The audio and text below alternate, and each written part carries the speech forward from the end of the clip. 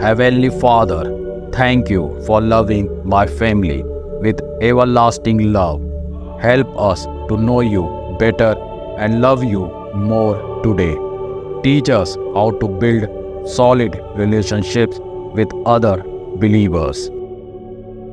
Dear God, thank you that no matter what happens to us, you are always with us. When storms come our way, help us to trust in you. Remind us of how you have proven yourself in the past.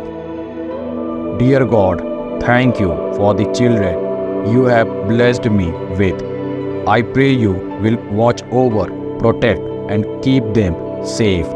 I ask that you help them to give their lives over to you. Teach them how to follow your ways. Heavenly Father, communication is so important to the health of our family. May we be thoughtful with the words we use to each other. Teach us how to express ourselves in ways that are honoring to you. Lord, when conflict comes into our family, I pray that you will show us how to work through it lovingly. Help us to be considerate of each other's feelings.